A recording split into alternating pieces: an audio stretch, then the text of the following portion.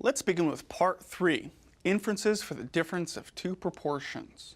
So far we've focused on making inferences about a single proportion or mean. So you gather a random sample, you calculate either a proportion or mean from that sample, and you want to use that information to generalize to some population that you haven't observed. But often we're also interested in saying something about differences in population proportions in two different groups. For example, you might say, what is the percentage or proportion of men versus women who support single-payer health care in the United States? What is the proportion of people with a college degree versus those without a college degree who are living in poverty? Or, to cite another example, is there a difference in the proportion of patients who survive a heart attack between those who exercise regularly and those who do not? In each of these examples, we're interested in comparing two proportions in a population based on a sample of data.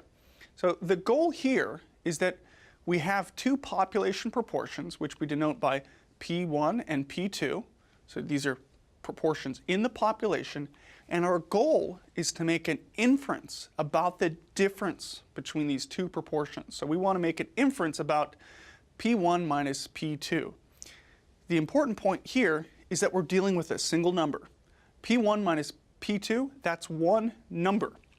Right? That simplifies our approach quite a bit, actually, because the point estimate for a difference of two proportions is simply the difference between the two sample proportions. We just take p hat for one group minus p hat for another group.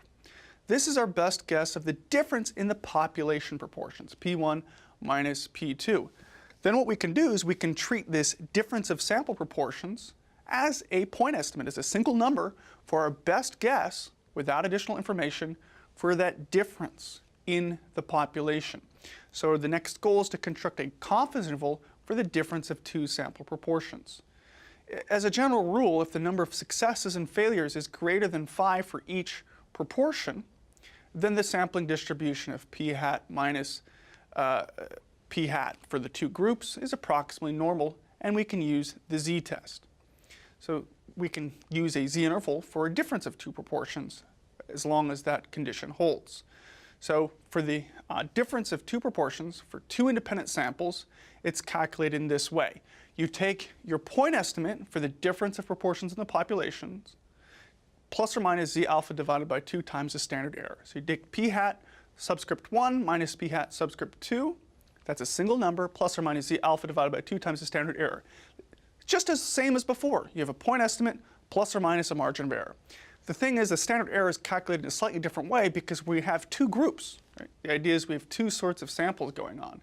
But intuitively, all the standard error is you take sort of p hat, you take p subscript 1 times 1 minus p subscript 1 divided by the sample size of that first group, plus p subscript 2 times 1 minus p subscript 2 divided by the sample size of that second group. You add those two together, and then you take the square root.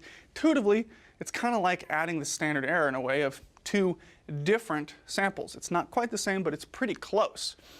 The idea is that each sample size is used to calculate the standard error, and then we will use these two proportions. Now, the thing is, we don't observe these two proportions in the population. We don't observe P1 or P2, so we will typically use P hat 1 and P hat 2 as estimates for P1 and P2 when we calculate the standard error, so that we can calculate the z-interval for a difference of two proportions.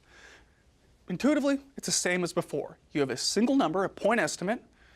In this case, it's just a difference.